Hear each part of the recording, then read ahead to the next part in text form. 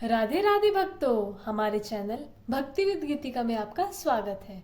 भक्तों, आज के इस वीडियो में मैं आपको दूसरा दिन माँ ब्रह्मचारिणी का दूसरा अध्याय देवी जी का प्रादुर्भाव व महिषासुर की सेना का वध सुनाऊंगी। भक्तों, मैंने अपनी इससे पहले वाली वीडियो में दूसरे दिन का पहला अध्याय यानी भगवती की महिमा व मधुकैटभ वध सुनाया था। अगर आपने वह नहीं सुना तो आप डिस्क्रिप्शन बॉक्स से लिंक में जाकर सुन सकते हैं। चलिए भक्तों, पाठ को प्रारंभ करते हैं। देवी जी का प्रादुर्भाव व महिषासुर की सेना का वध। ऋषि बोले, प्राचीन काल में देवी देवता तथा दैत्यों में पूरे 100 वर्ष युद्ध होता रहा। उस समय दैत्यों का स्वामी महिषासुर था एवं देवताओं का इंद्र था। उस संग्राम की सेना महाबली दैत्यों से हार गई। तब सभी देवताओं को जीतकर महिषासुर इंद्र बन बैठा। तब हारकर सभी देवता ब्रह्मा जी को अर्गनी बनाकर वहां गए जहां विष्णु तथा शंकर विराज रहे थे। वहां पर देवताओं ने महिषासुर के सभी उपद्रव एवं अपने प्रभाव आदि का पूरा वृतांत कह सुनाया। उन्होंने कहा कि महिषासुर ने तो सूर्य, अग्नि, पवन, चंद्रमा, यम तथा वरुण इत्यादि अन्य सभी देवताओं के अधिकार छीन लिए हैं। स्वयं ही सबका अधिष्ठाता बन बैठा है। उसने सभी देवताओं को स्वर्ग से निकाल दिया। महिषासुर महादुरात्मा है। देवता पृथ्वी पर मृत्यु की भांति विचर रहे हैं। उसके वध का कोई उपाय कीजिए। इस प्रकार मधुसूदन तथा महादेव जी ने देवताओं के वचन सुने तो क्रोध से उनकी भौहें तन गई। तब भगवान विष्णु के मुख से एक महान तेज प्रकट हुआ। इसी प्रकार ब्रह्मा तथा शंकर के मुख से तेज प्रकट हुआ। दूसरे इंद्र आदि देवताओं के शरीर से भी महान तेज प्रकट हुआ। सभी तेज मिलकर एक हो गए। वह तेज इतना उग्र था जैसे कि जलता हुआ पहाड़ हो। देवताओं ने देखा कि उसकी ज्वालाएं सभी दिशाओं में फैल रही है। जब वह एक हुआ तो नारी के रूप में आ गया। महादेव जी के तेज से उसका मुख प्रकट हुआ। यम के तेज से उनके केश हुए। विष्णु के तेज से देवी की भुजाएं प्रकट हुई। चंद्रमा से दोनों स्तन प्रकट हुए। इंद्र के तेज से उसका कटी प्रदेश, वरुण के तेज से जांग व अरुस्थल, पृथ्वी के तेज से नितंबों का प्रादुर्भाव हुआ। ब्रह्मा के तेज से दोनों चरण, सूर्य के तेज से चरणों की उंगलियां, वसुओं के तेज से हाथों की उंगलियां, कुबेर के तेज से नासिका का आविर्भाव हुआ। उनके दांत प्रजापति के तेज से प्रकट हुए। अग्नि के तेज से 3 नेत्र हुए। संध्याओं के तेज से 2 भौहें हुई। वायु के तेज से दोनों कान उत्पन्न हुए। इसी प्रकार समस्त देवताओं के तेज द्वारा भगवती का प्रादुर्भाव हुआ।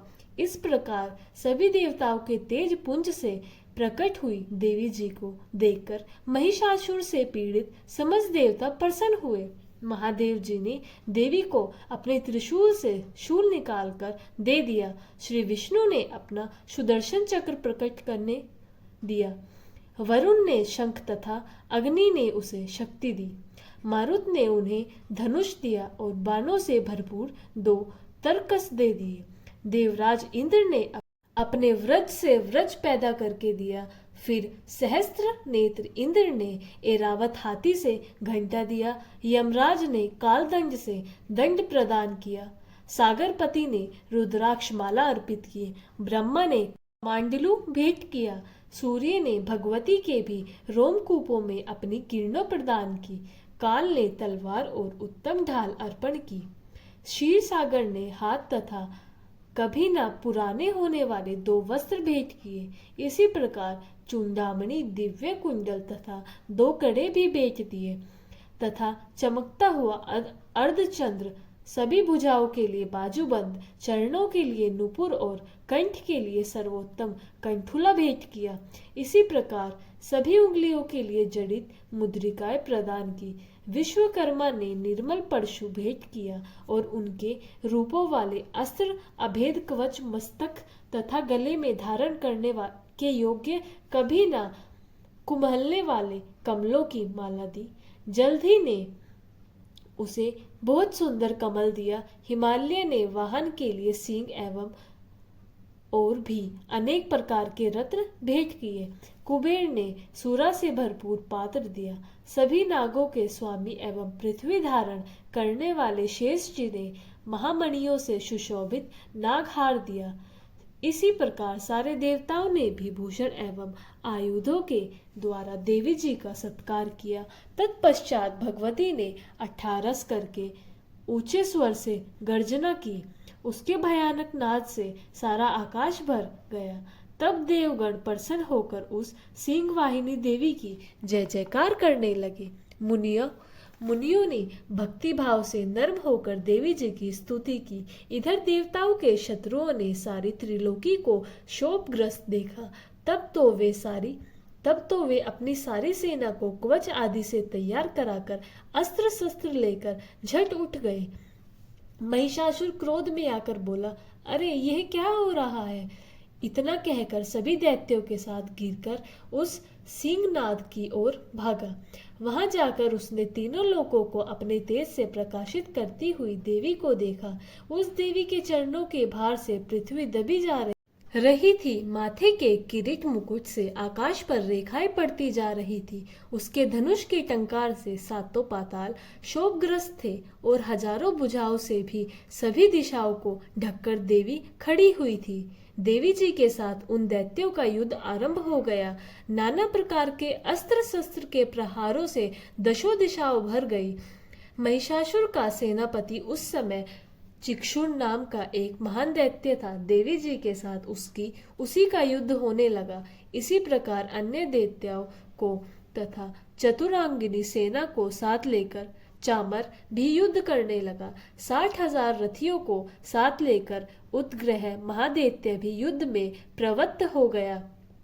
महाहनु दैत्य 5 करोड़ रथियों के साथ युद्ध में आ गया। 60 लाख रथियों से अवयुक्त वाशकल दैत्य युद्ध में उतर पड़ा।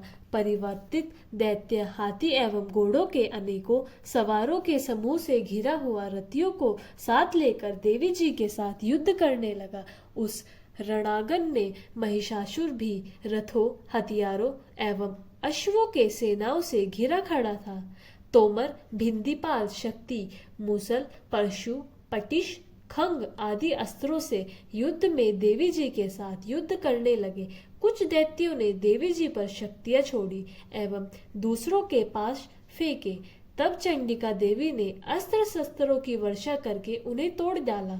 इधर देवी जी का वाहन सिंह भी क्रोध में आ गया। अपने गर्दन के बाल हिलाता हुआ दैत्यों की सेना में इस प्रकार घूमने लगा जैसे कि वन में अग्नि फैलती जा रही हो। उस युद्ध भूमि में युद्ध करती हुई अंबिका ने जितने श्वास छोड़े वे ही झटपट सैकड़ों हजारों गणों के रूप में परिणित हो गए। प्रकट होकर उन गणों ने खंग, भिंदीपाल, परशु, पटिश आदि शस्त्रों से युद्ध प्रारंभ कर दिया। देवी जी की शक्ति से वृद्धि पाकर वे गण दैत्यों का नाश करने लगे। साथ में दूसरे गण नगाड़े, शंख आदि बजाने लगे। महती प्रसन्नता देने वाले उस युद्ध रूप उत्साह में कुछ एक ने मृदंग बजाए। तब देवी जी ने त्रिशूल, गदा, तलवार और शक्तियों की वर्षा से सैकड़ों महान असुर मार डाले और दूसरे कितने ही दैत्यों को घंटा के भय प्रदानद से मूर्छित करके मार कर गिरा दिया। मेरे दैत्यों को पास से बांधकर पृथ्वी पर घसीट डाला। कितने तो गदा की चोट से घायल होकर पृथ्वी पर सो गए। मूसलों के प्रहार से कई एक रुधिर वमन करने लगे एवं कई एक शूल द्वारा वक्ष स्थल फट जाने से पृथ्वी पर सो गए। कितने ही दैत्य बाणों की वर्षा द्वारा युद्ध करते हुए प्राण छोड़ने लगे। कितने ही दैत्यों की भुजाएं कट गई। कितने ही ग्रीव्य छिन्न भिन्न हो गई। कई दैत्यों के सिर कट गए, कुछ मध्य से विदीर्ण हो गए। कुछ दैत्यों की जांघें कट गई, वे पृथ्वी पर गिर गए और कुछ एक दैत्यों को तो एक भुजा, एक आंख और एक पांव वाला करके 2 टुकड़े कर डाले। मार मार कर गिराए हुए रथी, हाथी, घोड़े एवं असुरों की लाशों के द्वारा जहां महायुद्ध हो रहा था वहां की पृथ्वी इस प्रकार भर गई कि वहां पर आना जाना कठिन हो गया। वहां सेना एवं असुरों की रुधिर बहने की से रुधिर की बड़ी बड़ी नदियां बहने लगी। जगदम्बा जी ने एक क्षण में ही दैत्यों की महती सेना का इस प्रकार नाश कर दिया जैसे कि लकड़ियों से बड़े ढेर को अग्नि जला देती है।